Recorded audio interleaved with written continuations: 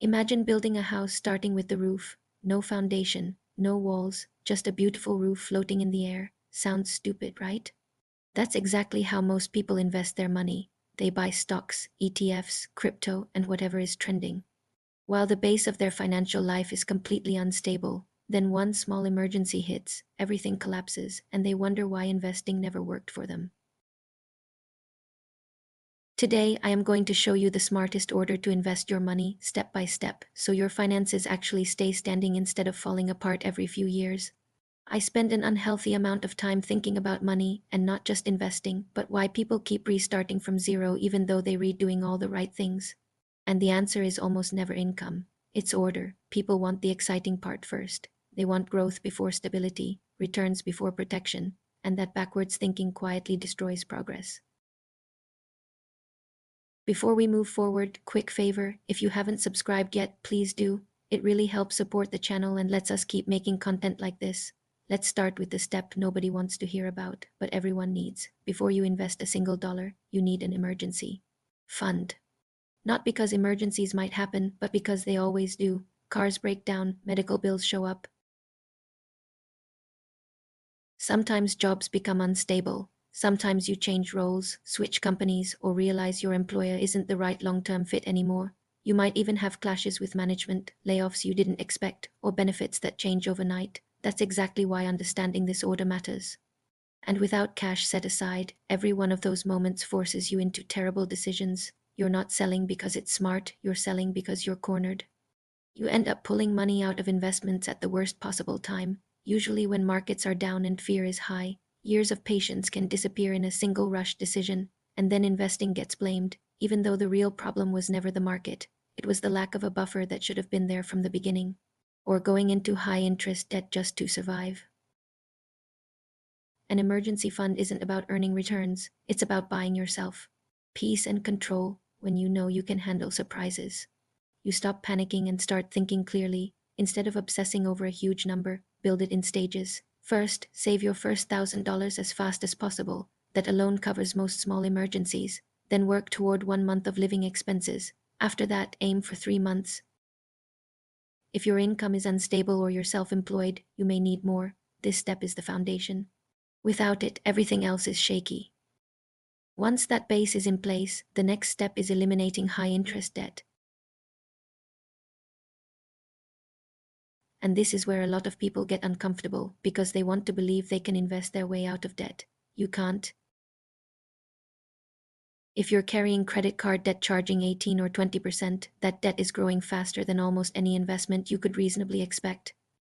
Paying it off gives you a guaranteed return equal to the interest rate. No market swings, no taxes, no risk. Think about it this way. If you have debt at 22%, paying it off is like earning a guaranteed 22% return.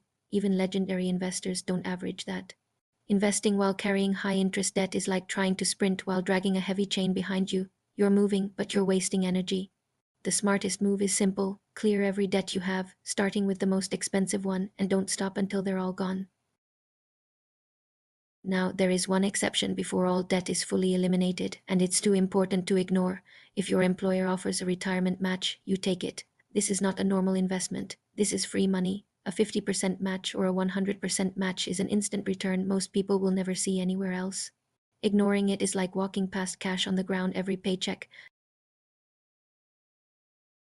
The key here is restraint. You contribute just enough to get the full match, not more yet. Once you've captured the free money, you go right back to aggressively paying off high-interest debt.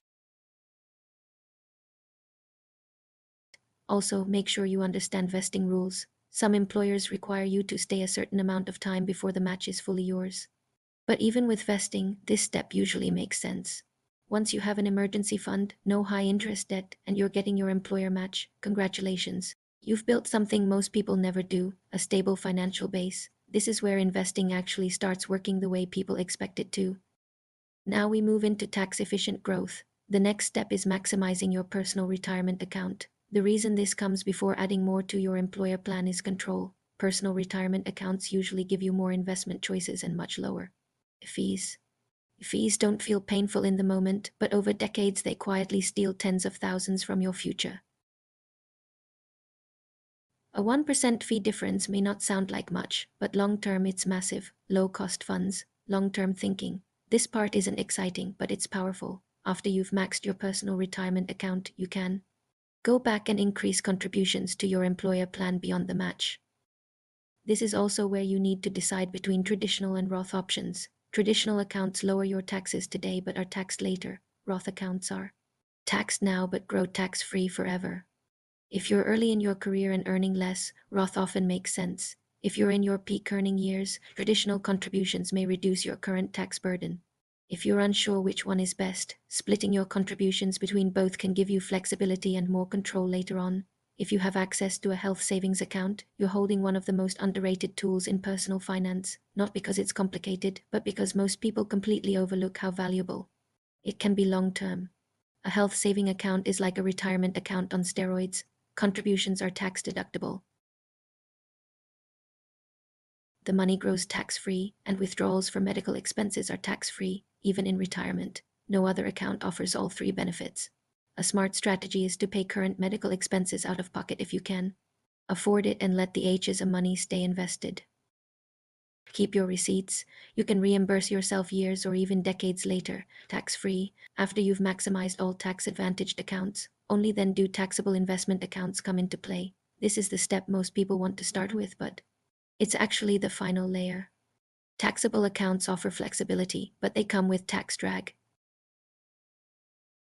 Dividends are taxed, capital gains are taxed. Over time, this can significantly reduce returns compared to tax-sheltered accounts. That said, taxable accounts are incredibly useful for goals before retirement age, like buying a house, retiring early, or building wealth. Most people never follow this full sequence. They jump around, reset, and wonder why progress feels slow and stressful. Smart investors don't chase excitement. They follow a clear order, even when it feels boring or slow at the beginning. They start with an emergency fund, remove high-interest debt, and take full advantage of any employer match. Only then do they focus on retirement accounts and tax optimization, making sure more of their money stays invested and working for them. And once all of that is in place, that's when taxable investing finally makes sense. It's not the flashiest approach, but it's the one that actually builds lasting wealth. Build the foundation first, do the boring steps in the right order, and one day you'll realize something powerful. Money stopped being stressful long before it became abundant. Most people don't struggle with investing because they lack discipline or intelligence. They struggle because they were never taught the right order. When you build the foundation first, everything else starts to work the way it's supposed to. Emergencies stop derailing you, debt stops holding you back, and your investments finally get time to grow. This isn't the fastest path, and it's definitely not the flashiest, but over time, it's the most reliable way to build real wealth. Follow the order, stay patient, and let compounding do the heavy lifting. You need consistency and time. When you stop interfering and let your money work uninterrupted, the results quietly stack up.